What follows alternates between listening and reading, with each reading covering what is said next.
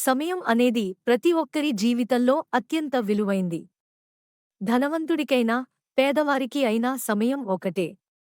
ఒక్కసారి గడిచిపోతే తిరిగి రానిది సమయమే.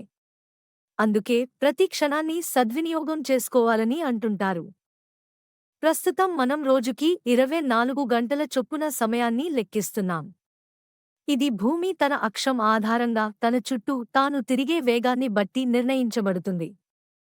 ఈ లెక్క ఎన్నో ఏళ్లుగా కొనసాగుతోంది. అయితే ఇప్పుడు అదే లెక్క మారబోతుందని శాస్త్రవేత్తలు హెచ్చరిస్తున్నారు. భూమి తన చుట్టూ తాను తిరిగే వేగం క్రమంగా మందగిస్తోందని తాజా పరిశోధనలు స్పష్టం చేస్తున్నాయి. జర్మనీ, అమెరికా విశ్వవిద్యాలయాల పరిశోధకుల అధ్యయనం ప్రకారం భూమి భ్రమణ వేగం ఇలాగే మందగిస్తూ పోతే భవిష్యత్తులో ఒక రోజు 25 గంటలు అయ్యే అవకాశం ఉంది. ఇది ఒక కీలకమైన మార్పు. ఈ మార్పునకు ప్రధాన కారణం భూమికి సహజ ఉపగ్రహమైన చంద్రుడు. ప్రతి సంవత్సరం చంద్రుడు సుమారు 3.8 సెంటీమీటర్ల దూరం భూమి నుంచి వెనక్కి వెళ్తున్నాడు. చంద్రుడు దూరంగా వెళ్లడం వల్ల భూమి చంద్రుల మధ్య గురుత్వాకర్షణ శక్తిలో మార్పులు వస్తున్నాయి.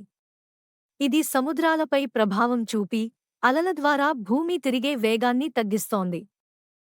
రింగ్ లేజర్ జైరోస్కోప్ వంటి అత్యాధునిక పరికరాలతో ఈ సూక్ష్మ మార్పులను శాస్త్రవేత్తలు గుర్తించారు. ఈ పరిశోధనలు భూమి భ్రమణ వేగం తగ్గుతున్న విషయాన్ని నిర్ధారించాయి. ఒకరోజు 25 గంటలుగా మారడానికి సుమారు 20 కోట్ల సంవత్సరాలు పట్టవచ్చని అంచనా. ఒకవేళ ఇది జరిగితే భవిష్యత్ తరాలపై దీని ప్రభావం ఉంటుంది. 25 గంటలకు అనుగుణంగా క్యాలెండర్లు, అటామిక్ క్లాక్స్, జీపీఎస్ వంటి ఖచ్చిత సమయ వ్యవస్థలు తిరిగి రూపొందించాల్సి వస్తుంది. విమానయాన, అంతరిక్ష ప్రయాణాల సమయపాలన కూడా మారుతుంది.